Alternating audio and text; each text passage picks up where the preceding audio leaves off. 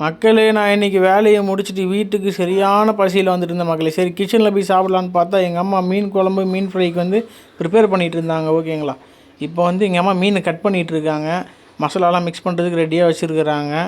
ஓகேங்களா, 2 பக்கம் நல்லா கட் பண்ணி எல்லா மீனையும் வச்சிட்ருக்குறாங்க. அப்படியே அடுப்பில் பார்த்தீங்கன்னா மீன் குழம்புக்கான மசாலா எல்லாமே ரெடியாக போட்டு வச்சுருக்காங்க. அப்படியே இப்போ மீன்லாம் போட்டு பிரட்டிகிட்டு இருக்காங்க. மசாலாவில் ஃபுல்லாக மிக்சிங் பண்ணிவிட்டு இப்போ என்ன பண்ணுறாங்கன்னு பார்ப்போம். மிக்ஸ் பண்ணிகிட்டு இருந்தாங்க. அப்படியே சைடில் பார்த்தா குழம்புக்கான மீன் இருந்தது. இப்படியே பார்த்தீங்கன்னாக்கா அப்படியே மசாலா ஃபுல்லாக மீன் உள்ளே எல்லாமே வெளியே அவுட்ரு எல்லாமே நல்லா மிக்ஸ் பண்ணி வச்சுட்டாங்க. இப்போ நான் அப்படியே எடுத்துகிட்டு போய் ஃப்ரிட்ஜில் வச்சுட்டு ஒரு 10 மினிட்ஸ் கழித்து எடுத்து நாங்கள் இப்போ ஃப்ரை பண்ண போகிறோம். ஓகேங்களா, ஓகே. நான் கொஞ்சம் போய் ஃப்ரெஷ் ஆகிட்டு வரலான்னு பார்த்தா என் அக்கா ஆல்ரெடி எடுத்து 2 மீனை பொறிச்சு சாப்பிட்டுட்டாங்க. அதனால் இப்போ நான் அந்த மீன் எடுத்து நான் ஃப்ரை பண்ணலான்னு சொல்லிட்டு தவாவில் வச்சு 2 மீன் வச்சு நாங்கள் ஃப்ரை பண்ணிகிட்டு இருக்கேங்க. நல்லா அங்கே பாருங்கண்ணா, சூப்பராக ஃபுல்லாக மசாலா எல்லாம் உள்ளே ஃபுல்லாக மீனுக்குள்ளே இறங்கியிருக்கு. அதே டைமில் பார்த்தீங்கன்னா மீன் குழம்புல எல்லாத்தையும் போட்டு மசாலா கிசாலா எல்லாமே போட்டு கொதிக்க விட்டுட்டுருக்காங்க. என்னடா இது எடுக்காமல் விட்டேன்னு பார்த்து ஒரே ஃபீலிங்குங்க. உங்களுக்கு எதனா அது திருநெல்வேலி ஸ்டைலில் உங்களுக்கு மீன் குழம்பு உங்களுக்கு வச்சு விலாக் பண்ணால் நீங்கள் அது கமெண்ட் பண்ணுங்கள் கமெண்ட் செக்ஷனில். ஓகேங்களா, அதை நான் உங்களுக்கு இன்னொரு வாட்டி நான் உங்களுக்கு குழம்பு ஃபுல்லாக என்னென்ன டீட்டெயில்ஸ்ன்றது எல்லாமே நான் உங்களுக்கு சொல்கிறேன்.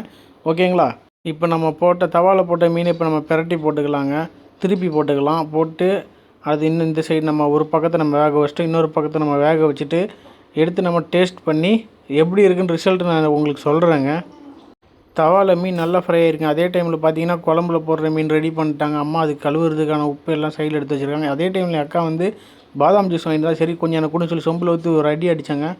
தரமாக இருந்ததுங்க, வேறு லெவலில் இருந்தது. ஹோம்மேட் பாதாம் இது. அவங்களோட ஃப்ரெண்டு யாரோ வீட்டில் செஞ்சு எடுத்துருந்தாங்க. அப்புறம் பார்த்தீங்கன்னா மீன் எடுத்து நம்ம பிளேட்டில் போட்டு நம்ம டேஸ்ட் பண்ண போகிறோம். இப்போது 3 பீஸ் ஒரு 2 பீஸ் தான் போட்டிருந்தோம். அதுக்கப்புறம் மீன் ஆட் பண்ணியிருந்தாங்க. சரி நம்ம 3 மீன் வெளுத்து கட்டிடலான்னு சொல்லிட்டு ஆட் பண்ணி பிளேட்டில் எடுத்து வச்சுருக்கோம். இப்போ நம்ம போய்ட்டு நம்ம சாப்பிட்டு இப்போ என்ன ரிசல்ட் சொல்ல போகிறோம்னு பாருங்கள். மீன் அப்படியே பொறுமையாக பிச்சு எடுத்து பார்த்தா வேறு லெவலில் வெந்திருந்ததுங்க. நல்லா சூப்பராக இருந்து நல்லா சூடாக தரமாக இருக்குது. அப்போல் இங்கே பாருங்கள் நல்லா சூப்பராக வந்துருக்கு. எந்த ஒரு மாதிரி அந்த கரிஞ்சு போன மாதிரிலாம் இருக்கும் ஒரு சில மீன், அப்படிலாம் தீயாமல் பக்கா கரெக்டாக குக் பண்ணி எடுத்து நம்ம சாப்பிட்ருக்கோம். பாருங்கள் சரியான டேஸ்ட்டுங்க. நான் சாப்பிட்டு பார்த்துட்டு வேறு லெவலில் இருந்தது.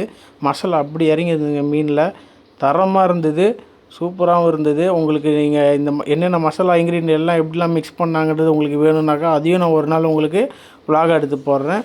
அதுபோல் அம்மாவோட திருநெல்வேலி ஸ்டைல் மீன் குழம்பு, அதுக்கு என்னென்ன இன்க்ரீடியன்ட் என்னென்ன மசாலா இதெல்லாம் எப்படி பண்ணாங்க என்னென்னலாம் ஆட் பண்ணாங்கன்ற வரையும் நான் தெளிவாக உங்களுக்கு எக்ஸ்பிளைன் பண்ணி அது ஒரு வீடியோ நான் உங்களுக்கு போடுறேன். மறக்காமல் சேனலை சப்ஸ்கிரைப் பண்ணுங்கள். நன்றி, வணக்கம்.